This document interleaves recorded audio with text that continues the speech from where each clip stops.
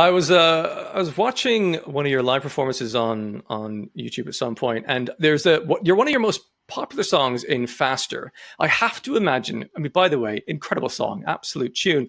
I would imagine at this point you must have to play that at every stage you perform at, otherwise the crowd will riot, and you'd be forgiven for going, am I really going to perform this song again? But in those performances, you seem to thoroughly enjoy it regardless, in a very natural and authentic way. Is there something about the audience in front of you that makes that performance feel viscerally energetic and interesting every time? Or how do you approach that song on a repeat performance?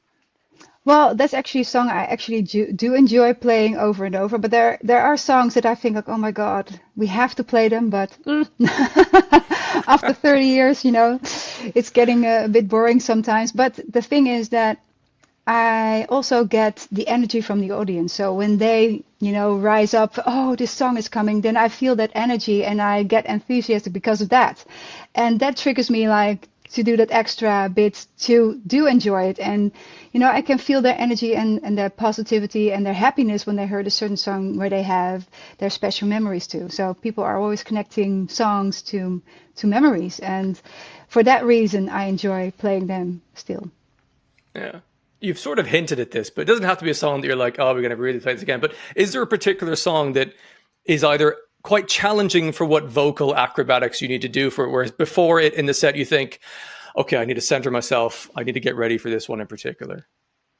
Yeah, there's two songs that I find quite difficult. It's In the Middle of the Night, Iron, and it's Shed My Skin, because they're constantly high, and even in the middle of the night I even I go even higher halfway. It transposes a bit, and it's like I really need to have my vocal cords really warmed up, and I really need to have practiced it if I can sing it, because sometimes when I have a little bit of a flu, it can easily go wrong.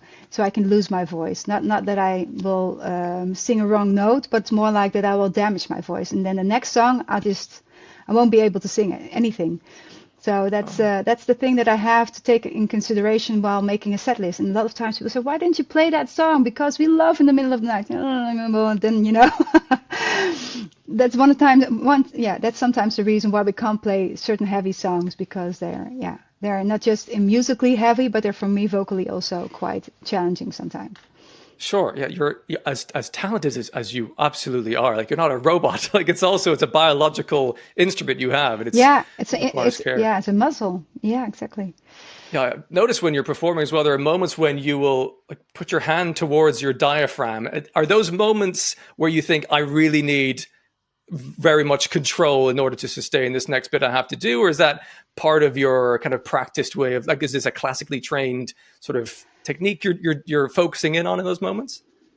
I have no training at all. So everything I do is what I learned myself, actually. Wow. And the thing is, when I do that, it's more like to, I don't know, it's something I do without thinking about. I think it's more to stay in contact with myself, to ground myself or something. Sometimes I lose myself a little bit too much in the music, emotionally, or maybe sometimes,